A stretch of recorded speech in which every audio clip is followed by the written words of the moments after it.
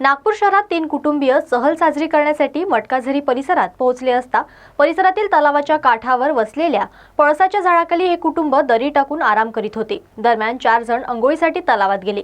यातील तिघांचा कुटुंबांसमोर बुडून मृत्यू झाला। एकाने तिघांनाही वाचविण्याचा प्रयत्न केला, मात्र यश आले नाही। मृतांमध्ये एका मुलाचा समावेश आहे। ही घटना गुरुवारी 30 मे रोजी दुपारी 3 ते 3:30 च्या दरम्यान घडली। मृतांमध्ये जितेंद्र इस्तराम शेंडे, संतोष किशोर बावणे आणि निषेध राजू पोपट यांचा समावेश आहे। नागपूरच्या वाठोळा येथे रहिवाशांना तिघांनाही वाचविण्याचा प्रयत्न केला। मिळालेल्या माहितीनुसार जितेंद्र शेंडे यांचे सुरगाव तालुका उमरेडमध्ये शेती आहे। MH40N 7542 क्रमांकाच्या कारमधून हे तिन्ही कुटुंब आंबे तोडण्यासाठी शेतात पोहोचले होते।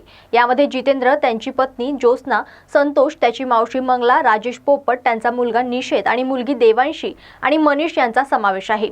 माहिती मिळताच उपविभागीय पोलीस अधिकारी राजा पवार, कुही पोलीस ठाण्याचे अधिकारी भानुदास पिदुरकर यांच्यासह सहकाऱ्यांनी घटनास्थळ गाठून तिघांचा शोध सुरू केला। कुही पोलिसांनी आकस्मिक मृत्यूची नोंद करून तपास सुरू केला आहे।